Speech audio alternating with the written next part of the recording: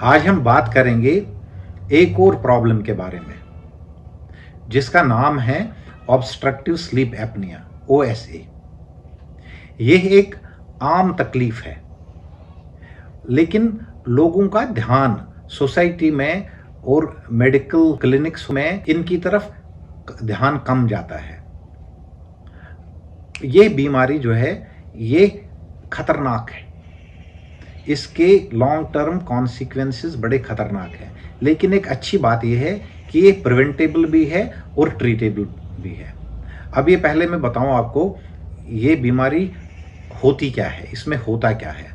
इसमें लोगों को बहुत ज़्यादा खर्राटे आते हैं और दिन में नींद बड़ी ज़्यादा आती है। तो ये बीमारी होती क्यों है? नॉर्मल लोग जब चाहे दिन में चाहे रात में सांस ले लें, वो आराम से नाक के रास्ते से हवा चली जाती है, गले से होते हुए दोनों फेफड़ों में जाती है और इसी रास्ते से वापस भी आ जाती है। ये जो गला हमारा होता है ये एक मसल्स का बना हुआ ट्यूब है, इसकी दीवार मसल्स की बनी हुई होती है।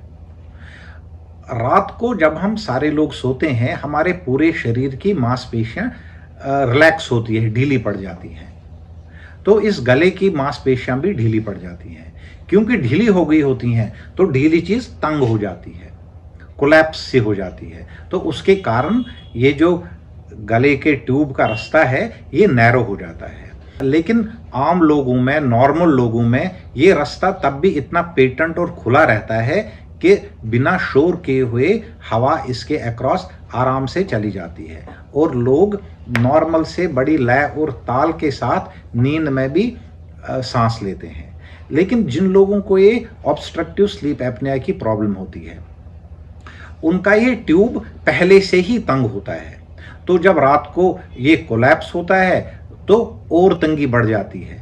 तो जब बहुत ज़्यादा तंग ट्यूब से हवा पास होती है, हवा गुजरती है तो शोर होता है। उसी शोर को खर्राटे बोलते हैं। तो इन लोगों को बहुत ज़्यादा खर्राटे आते हैं। तो ऐसा किन लोगों में ज़्यादा होता है, इनका तंग क्यों होता है गला, जिन लोगों को ये वैसे होता है? मोस्ट कॉमन रीज़न इसका है फैट ज़्यादा होना। बॉडी में जब पेट में, गले में फैट ज़्यादा हो जाता है तो इस ट्यूब के आसपास भी फैट डिपॉजिट हो जाता है। तो ये फैट इस गले को तंग कर देता है। ज़्यादातर लोगों में फैट होना ही OSA का रीज़न है, लेकिन कुछ परसेंटेज लोगों में फैट के बगैर भी रीजंस हैं। जैसे कुछ लोगों का सिर की और गले के हड्डियों की बनावट ही ऐसी होती है कि वहाँ पहले से ही गला तंग रहता है। इसके अलावा बच्चों में एक प्रॉब्लम है, टॉन्सिल्स बहुत बढ़ जाते हैं और एक टॉन्सिल के पीछे एक और किस्म के टॉन्सिल होते हैं, उनको एडेनॉइड्स होते हैं। जब उनमें वो बड़े हो जाते हैं तो उसे भी ये रास्ता तंग हो जाता है, तो वो भी एक ऑब्स्ट्रक्टिव स्लीप एपनिया का रीज़न बन जाता है।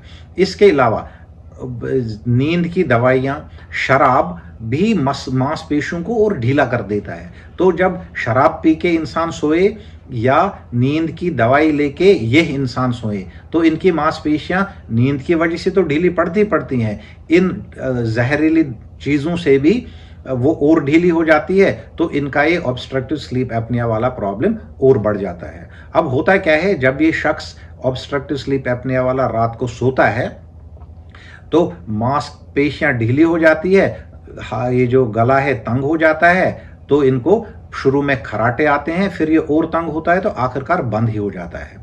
जब बंद हो जाता है थोड़ी देर बाद ये खुलता है। खुलता कैसे है? जब ये सांस रुकता है थोड़ी देर के लिए, कुछ सेकंड्स के लिए, तो बॉडी के अंदर, ब्लड के अंदर ऑक्सीजन की मात्रा घट जाती है और कार्बन डाइऑक्साइड की मात्रा बढ़ जाती है। तो ये ब्लड ब्रेन में भी चला जाता है, कम ऑक्सीजन वाला, हाई कार्बन डाइऑक्साइड वाला। तो ब्रेन के अंदर एक एरिया होता है, वो हमारे सांस को कंट्रोल करता है।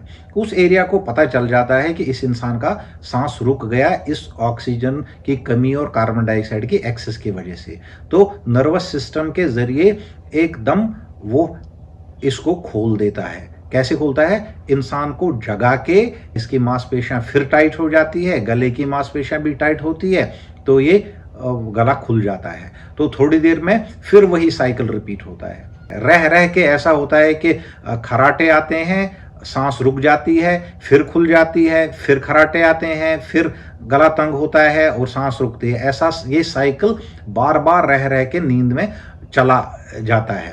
तो ये इंसान, इसकी नींद बार बार खुल जाती है, लेकिन ज़्यादातर बार इस इंसान को खबर ही नहीं रहती। ऐसा कभी कभी ऐसा होता है कि इसको पता चल जाता है कि मेरी नींद खुल गई, लेकिन जो उस कमरे में उनके साथ दूसरा सोया हुआ होता है, इसके खर्राटों की वजह से उसकी नींद बिल्कुल ही खराब हो जाती है। एक बात। दूसरा, वो वरीड रहता है जब इसका सांस रुक जाता है, वो साथ वाला इंसान बड़ा वरीड रहता है, वो इसको कई बार जगाने हिला के इसकी नींद खोल देता है।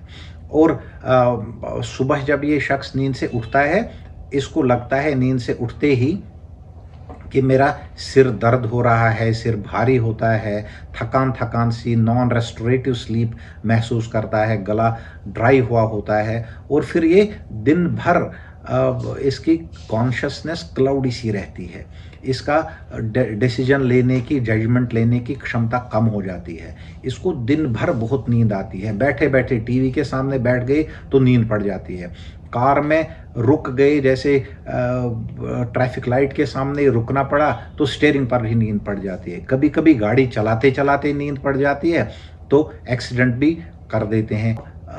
ये तो हमने इसके बताए कि इसके लक्षण क्या हैं। तो ये लोग अक्सर इनको ये महसूस करते हैं, डिप्रेस्ड से भी ये लोग महसूस करते हैं, और आम तौर पर ये शिकायत तो यही करते हैं कि हमें नींद नहीं आती है, या शिकायत करेंगे हमें दिन भर बहुत ज़्यादा नींद आती है, या शिकायत करेंगे कि डॉक्टर साहब मेरा अनकंट्रोल्ड ब्लड प्रेशर रहता है, या इनकी फैमिली वाले आएंगे कि ये सोने ही नहीं देते हैं।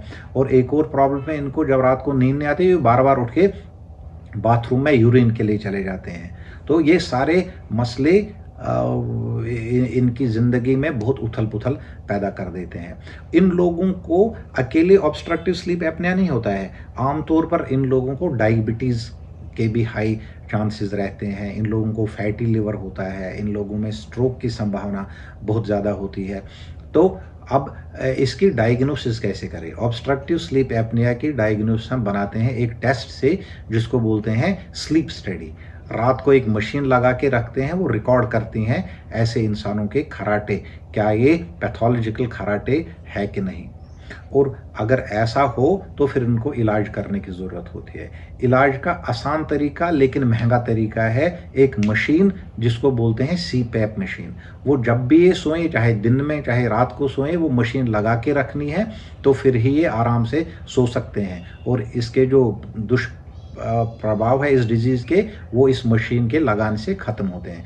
लेकिन एक और तरीका है, वो थोड़ा सा डिफ़िकल्ट है लेकिन इकोनॉमिकल है, सस्ता तरीका है। वो तरीका है वेट कम करें, अपना 10% बॉडी वेट कम करें।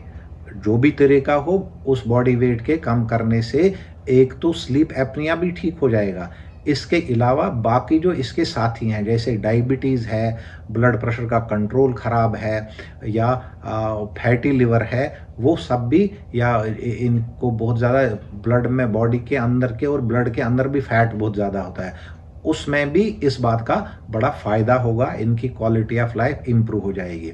इसके अलावा कुछ तरीके हैं, जैसे हेड एंड ऑफ बेड जिस पे सोते हैं वो 15 डिग्री ऊंचा करे, जैसे ऊपर की साइड से कोई ईंटें से रखे ताकि सिर वाला साइड बेड का ऊंचा रहे। इसके अलावा ये एक तंग कमीज़ वाला ड्रेस पहन सकते हैं, और एक छोटी छोटी गेंदें आती हैं जिनको क्रेजी बॉल बोलते हैं, रबड़ के होते हैं वो पीठ में 3-4 गेंदें पीठ के साइड में इस कमीज़ पर पिरो सकते हैं, ताकि वो जब सीधे लेटें तो सीधे लेटने से वो चुभ जाएंगे, तो ये ऑटोमेटिकली रात को ही करवट में लेट सकते हैं, उसे भी खर्राटे कम हो जाएंगे। ऐसे लोगों को नींद की दवाइयों से परहेज़ करना चाहिए। जैसे कि मैंने कहा, ये शिकायत करते हैं कि हमें नींद नहीं आती है, तो नींद की दवाइयाँ लेते हैं। नींद की दवाई से मांसपेशियाँ और ढीली होती है, तो बीमारी बेहतर होने से बदतर हो जाती है। इसके अलावा ये लोग कभी कभी जाते हैं कि हमें डिप्रेशन है, तो डिप्रेशन की दवाइयाँ भी नींद की दवाइयों जैसी ही होती है। तो उनसे भी मांसपेशियां ढीली पड़ती है तो उसे और इनकी कंडीशन बुरी होती है, तो डिप्रेशन बद से बदतर होता है। तो इन लोगों को ऐसी दवाइयां जो नींद बढ़ाते हैं, ऐसी दवाइयां अवॉइड करनी चाहिए, अल्कोहल अवॉइड करना चाहिए।